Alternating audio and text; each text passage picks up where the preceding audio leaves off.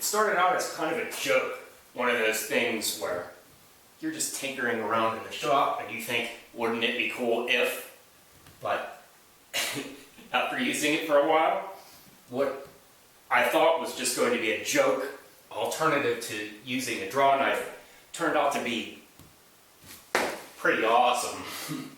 It looks like something out of that Far Cry game, you know, the one where you're a caveman, or maybe something in a museum. Well, the wood, as demonstrated, it's tough. This stuff is called Hornbeam, but a lot of the locals just call it ironwood. And rightfully so. It's tough stuff. This is my favorite shovel handle, and it's made from a piece of hornbeam. I have a whole video about it. But before I put this on the shovel head itself, I cured the piece of wood for a year. And after it cures, it gets insanely tough. The only maintenance that it really requires is the occasional oiling. It's really good stuff for tool use. Let me show you another thing I made with it. This one is for Mrs. Pocket. It's her walking stick. And that's just a marble. The platypus tail like this is durable, but it also presses in really nicely. You get a lot of stick with it. But back to the draw knife. This is a draw knife. Foam wrap makes a nice guard. It's pretty sharp. You're actually looking at the underside of it though. It's used this way. You kind of try to put what you're debarking here or here so as to not wear out the center. And you'll kind of want to use it like a ninja sword, kind of like this. It takes some technique, and it's not bad, but a log has to be ripe to use it. And why am I even talking about this? Well, taking the bark off of a log like this makes it so that your chainsaw doesn't get as dull in use. Bark is just dirty and coarse. And it gets everywhere.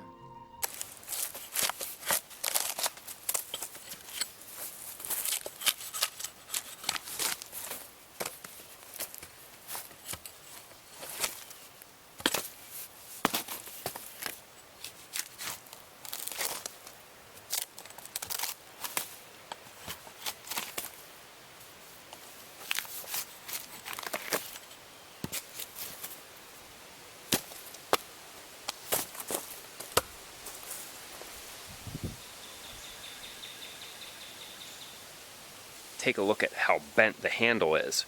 Since it's in such a U shape, it's not very useful for a shovel handle. But that is good in this case because you can get low to the log that you're working on and then kind of use it to pry up.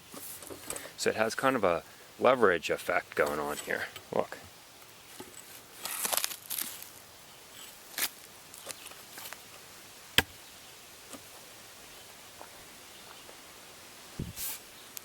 Testing it out on logs is really not ideal though, because, well, it's kind of hard to get it started on the log because it's short.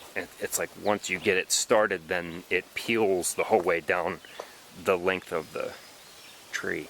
So we're going to take a walk down into the bush and find a long fallen log that we can practice on. Look, it's like a first-person shooter. You can't tell me that doesn't remind you of Far Cry. Look. There's definitely some stuff we can practice on in there.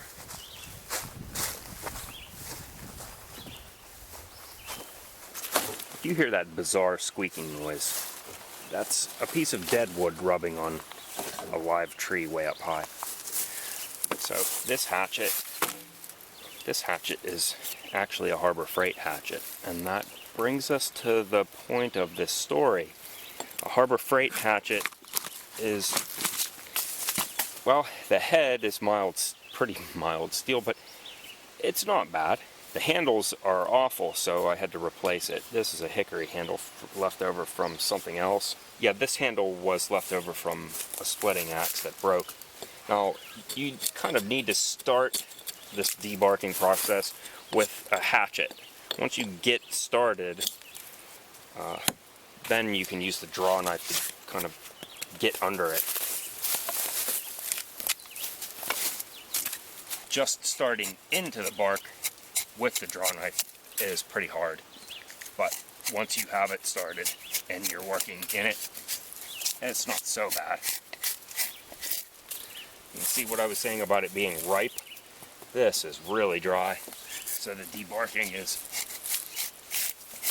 tough, to say the least. Let's try this Primal tool on it.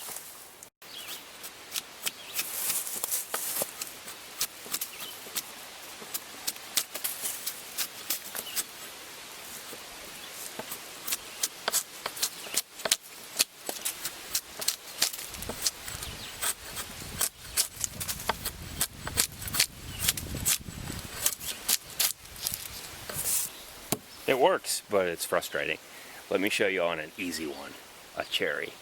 You can just tell that this bark is ready to come off. Move, bug.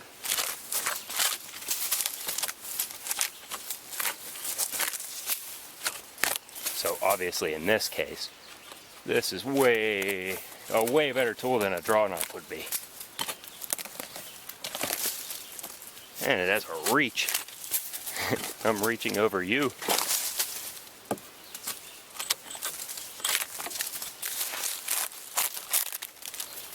Not bad when it's ready.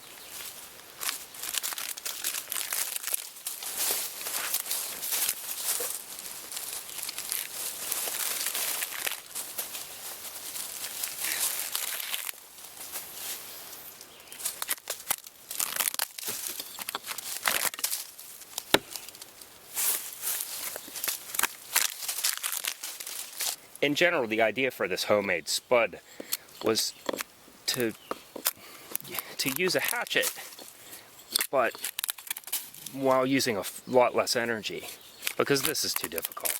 And it's also kind of dangerous for your hands. And it's also impractical to use two hands with this. So a second hand gives you a lot of control. And the being removed by some distance really gives you a lot more control.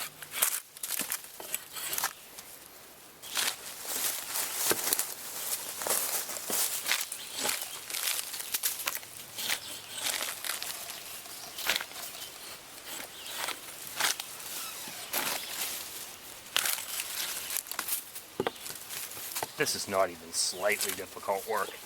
It's effortless.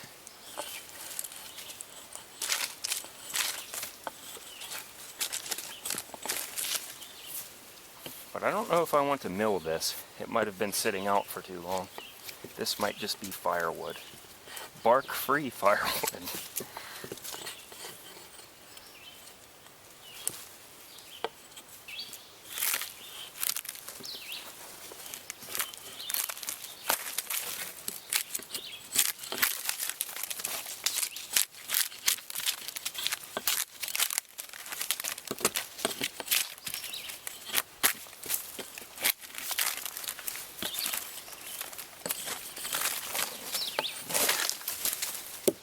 I don't think I would buy a tool like this, but to get one for virtually nothing, it's easy to make and it satisfies. It was just some leftovers from all those old Harbor Freight hatchets, so you might as well make one. I'll show you how you can do it. It has been squeaking like that non-stop for 2 years. Just fall already. You might remember the videos that I did about the Harbor Freight hatchet and the grip hatchet. I gave them some pretty abusive tests, and it left me with a bunch of hatchet heads that I don't really need. So here's what we're working with. It claims to be a 1¼ pound camping axe, but its mass is really 638 grams. That's right, you get more than it markets itself as. I double checked. So 638 grams out of 454 grams in a pound, 1.4 pounds. That's bigger than 1¼ pounds for those of you who are mathematically inept. Maybe something just got mixed up in translation, right? Off the shelf, these are nice and dull, which is somewhat convenient, to be honest. I sharpened mine after it was already mounted. You need something large enough to accept this thing. In this case, the diameter is 1 5/8 of an inch. Way up at the top, it's about 1.5 inches, and it's about 2 inches longer than 4 feet. The board has a nice curve for leverage, as I've discussed, but in this direction, it's actually quite straight. In terms of the physics and how what this thing does affects its overall design, it's a complicated set of decisions. So what I decided to do was to consider the end of the axe head here. And right there, at that place where it crosses through this handle, I decided to make it half and half. So there's the same amount of thickness here in the handle as there is here. Now, don't be fooled. There's not all that much leverage taking place here. You're really only prying away bark. And don't underestimate how tough this stuff is. Your main concern is to get this notch for the axe head nice and square and tight and well fit, so it can pass the force of impact from the front through the handle. As long as you're well supported here, then the only sideways pressures that are really going to work on the axe head are these small parts that are sticking past the edge of the square here. And this binding is far and away tough enough to handle those stresses. On the bottom here, you don't want too much material sticking into the cheeks of the axe head, because it will just end up getting caught on your bark. So you want to hold that back. And this is mostly cosmetic, but it keeps the bark kind of up. And so I left a lot of material here. Okay, so what did I actually do? I drilled a hole in here, and this is jute. That's right, it's just the jute twine, which is the cheapest stuff you can find, but it's very fibrous, so it readily absorbs the epoxy that's on it. Other acceptable types of string would certainly be cotton or hemp or anything that would readily imbibe a liquid. Think of something that if you were to dip it in water, it would soak up the liquid. Stay away from paracord. I know it's an order of magnitude stronger, but don't make this decision with your caveman brain. What we're trying to do here with the jute is make a framework. We're using it as a skeleton that supports epoxy. It makes like a web, and it becomes insanely tough. Drill a hole here, and then just make a whole bunch of wraps around. When that's all done, then you wrap this way. And these wraps will pull these in nice and tight. Once you have it wrapped in a way that you think is acceptable, just dump about somewhere around 1 ounce of epoxy on it, which is at retail about $2 or $3 worth. A heat gun or a hair dryer will cause the epoxy to turn runny, and it will help it to better impregnate the fibers of the twine. I do get quite a bit of criticism for this process. A lot of people have complaints about it, but they've never actually tried it. If you use this, it will not break. The fine-tuning part of this, the last thing to consider, is how we want to angle this axe head. We want it to be able to cut, without touching anywhere. But when we do pry, we want it to first start touching this binding, because it's replaceable, and you can always add more of the binding later. So look at the point at which it starts to come up. Finding this angle is probably best left to common sense, but it sure won't hurt if you have a visual reference to help you. I've also made a sketch to help you better cut your notch. And of course there'll be a downloadable version, link in the description. Links to all the relevant videos in the description. That's just plastic grocery bag, link to that in the description. Here we have an ironwood tree right in the middle. They don't get very tall, but you can identify them fairly easily by that twisted, sort of muscular looking bark.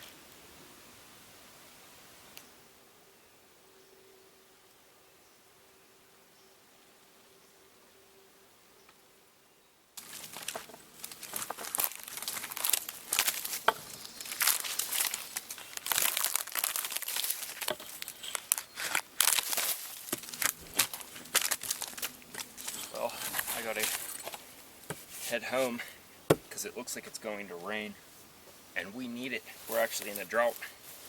This is one of the hottest few days in June I can ever remember. But this project is ongoing because that is usually a stream. And so my goal here is to turn this obstruction into firewood so that it can flow more freely. And then after this one's gone, there's plenty more where that came from.